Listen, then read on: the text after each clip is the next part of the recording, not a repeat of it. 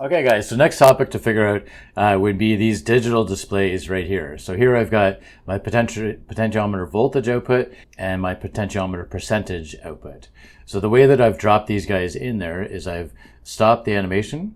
I've gone here to the, what do you call this again, to the palette, and then I've dropped in one of these guys. So you'll find that it has a digital display here. Again, you're just going to grab this. All of mine come in backwards, so you grab it and then drop it onto your electrical panel. So I've done that for two of them. And then if I dock my tags, so view and dock all my tags, it would have come in as digital display 0 and digital display 1. So then in order to change the name of each of those guys, I've just double clicked on the name and been able to change the name. Okay, so when I have as a percentage output and when I have as a voltage output there. Okay, so in addition to changing the name to whatever works for you, so I'm going to get rid of those guys by clearing my dock tags. Then each of them, again, you have to be stopped in order to do this. So like if I hit play, I can't click on the actual displays there. So I'm stopping the animation and then right clicking on each of the displays. And for this one, for a voltage output, I'm going to go down to the configuration and you can see that there's a number of different configurations you can have. You can have 0 to 10 volts, but ours is both forward and reverse. And so we have different speeds and forward and reverse there. And so what I'm going to do is I'm going to make use of a negative 10 to positive 10 voltage there. Okay, so that's what the configuration that I've used for the actual voltage. For the percentage output, I've made use of an integer. So I'm going to go down here to the configuration and I'm going to make use of an integer value there. Okay, you can also use BCD and hexadecimal, but I rarely use those. The three settings that you're usually using would be 0 to 10 volts, negative 10 to positive 10 volts. And for this guy, because it's a percentage output, then I'm going to use that as an integer. So being an integer, it's not, you can see that it doesn't have any decimal places versus my voltage output, which actually does. So this voltage output is actually acting as a float, whereas this one is acting as an integer. Okay, so let's take a look at how this works, guys. So we're going to go play. If you're interested in how we've built up the logic, so I'm going to show you the logic in Control IO in 2 seconds. But if you're interested in how we've gotten to this point, then in the playlist, you could just go back and watch each individual video to show you how to use Factory IO and use Control IO to manipulate this animation here.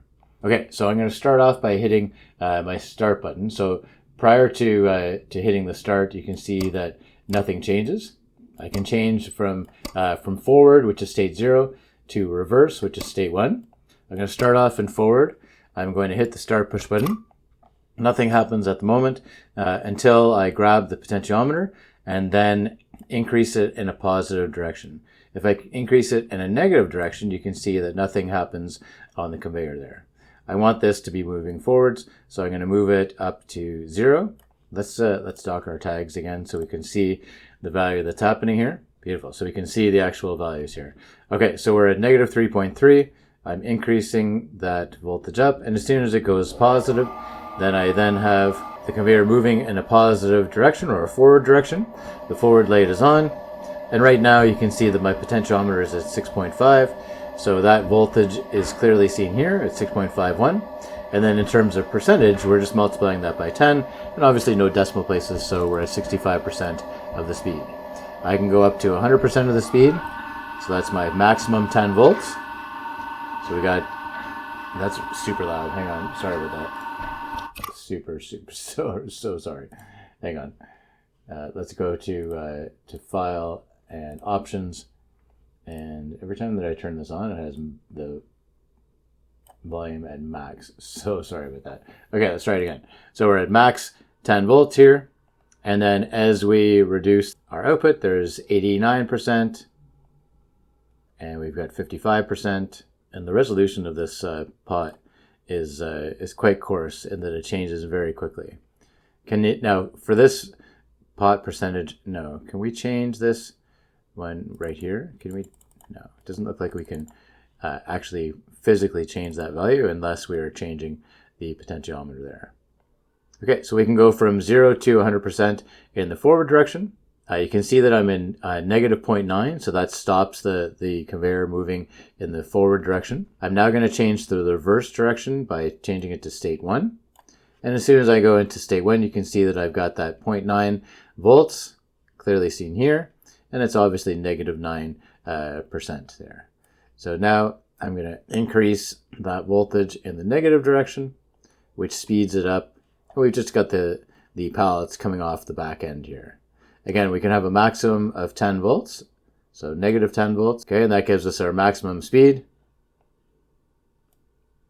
And then we can slowly control the speed by changing the potentiometer here. Beautiful. Again, going into forward. Nothing's working because the potentiometer is in a negative voltage now. So I'm now going to increase to a positive voltage, and now my conveyor is moving in a forward direction.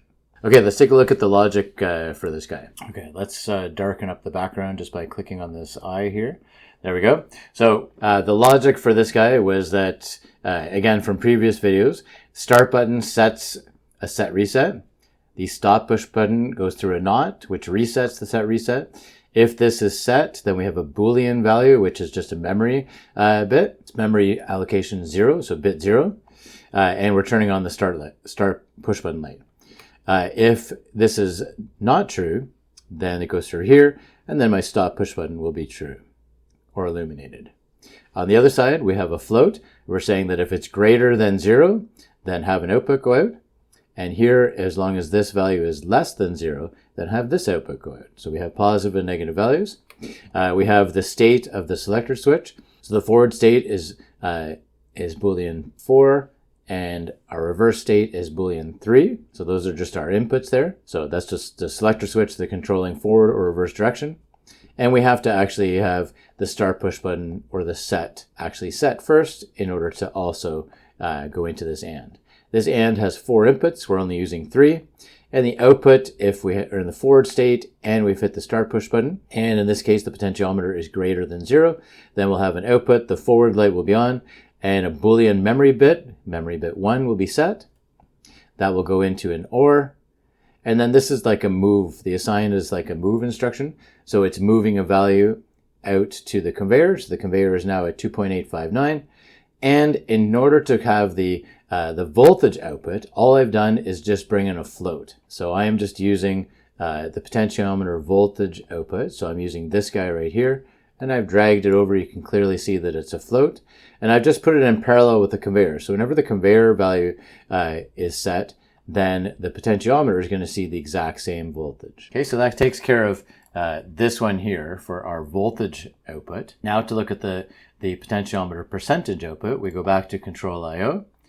And the output here from this move or assign instruction is going to, again, our potentiometer voltage output, our roller conveyor, so that controls the speed of the conveyor.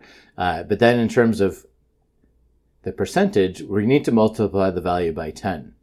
So all I've done is just brought in a numerical value.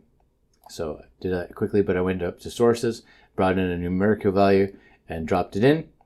And then I had to click on here and put in a value of 10. If you use this coarse adjustment, it increases the values very quickly. So I find it's best just to highlight the 0 and type in 10.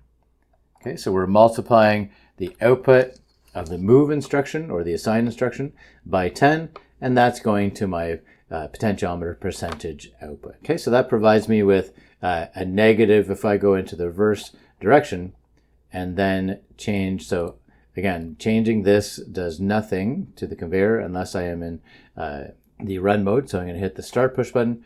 And as soon as I do so, I'm at -1. And if I increase there, then you can see that I'm having a negative voltage that's being applied. Now, if this bothers you being a negative percentage, because it's really 37%, same as our forward, if we go to our forward direction and then increase to something similar, right? There's 3.58, which is 36%, but it's being shown as a positive value. So if you wanted to change the control IO to always output a positive value here, then we just need to change one thing in our programming here. So we're coming back here to our pot percentage output. We're going to drop this out of the equation for now. And then we're going to put in, under math instructions, we're going to use an absolute. So the absolute, regardless of what the output is here, is going to give us a positive value.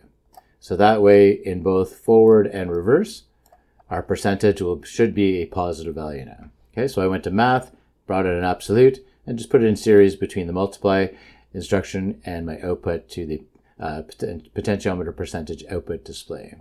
Okay, so let's see if that works, guys. We have a positive percentage here. If we then stop, change the direction to reverse, and then start up again, and then we'll change our direction now. You can see now that we're at negative 5.06 volts, but now we have a positive voltage of 51%. Sweet. All right, guys. Hopefully that helps to understand how to control the speed of the conveyor like we did on the previous video, but now making use of these digital displays, right? And clearly we saw that there are different configurations. You can have 0 to 10, negative 10 to plus 10 volts, and the integer value. Again, BCD and hexadecimal are available there, but they're hardly ever used. So in order for the voltage output, we made use of negative 10 to positive 10.